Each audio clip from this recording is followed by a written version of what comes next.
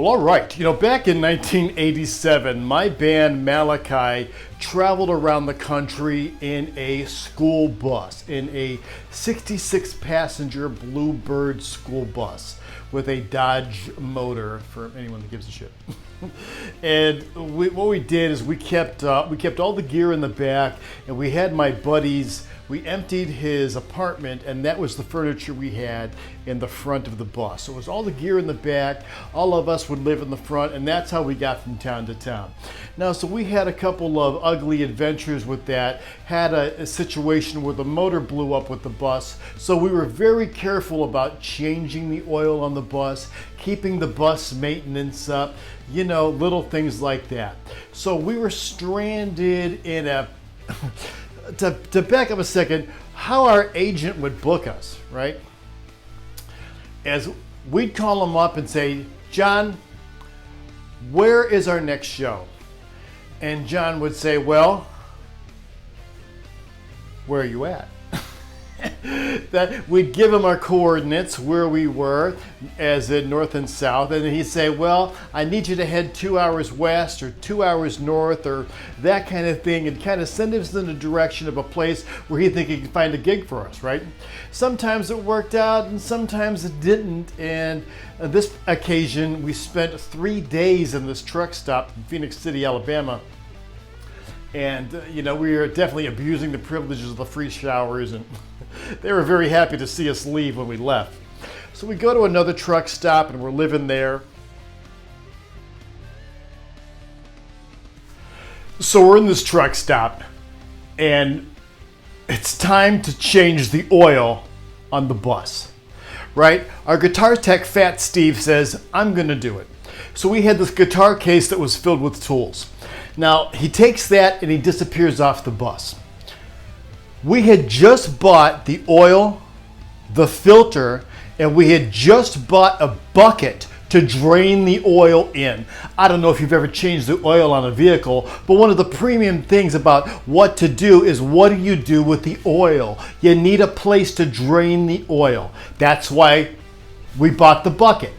So Steve disappears and a couple guys drift off, and the hood is open on the bus, so we're all sitting in there and we can't see what's going on. Steve comes back in on the bus and he's just laughing. He's just laughing, right?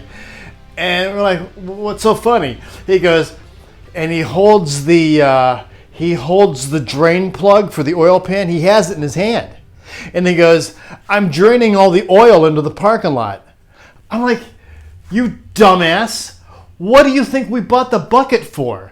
And he's like, what bucket? And we are all just yelling at him all at the same time.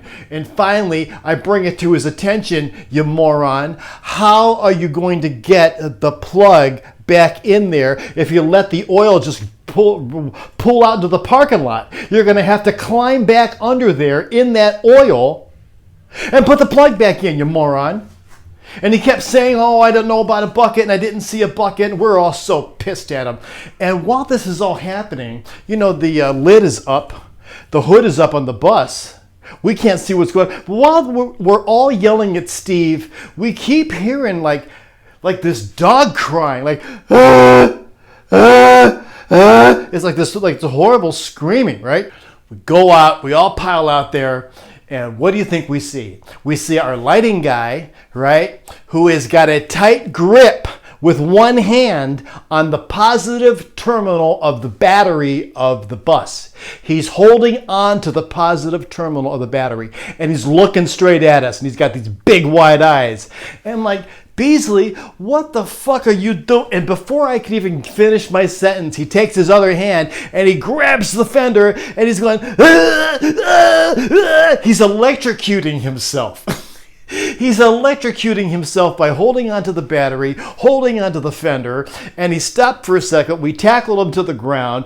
He was the only guy I ever knew in my life that loved mystery drugs. He loved the chemical surprise. He had bought some drugs from somebody in the parking lot, didn't even ask what they were, and took them all, the whole handful of whatever it was. He took it, and he was tripping, ripping, dipping, flipping, peeking and freaking his balls off. He was to the next level as he's electrocuting himself. Steve, meanwhile, is like, well, how am I going to get the plug back in? I said, you're going to have to climb your fucking ass under there. And you're going to have to put it back in, which is exactly what happened, because Beasley, best part of the story, where was the bucket? It was on Beasley's head. Beasley had the bucket on his head the whole time. How could I forget that?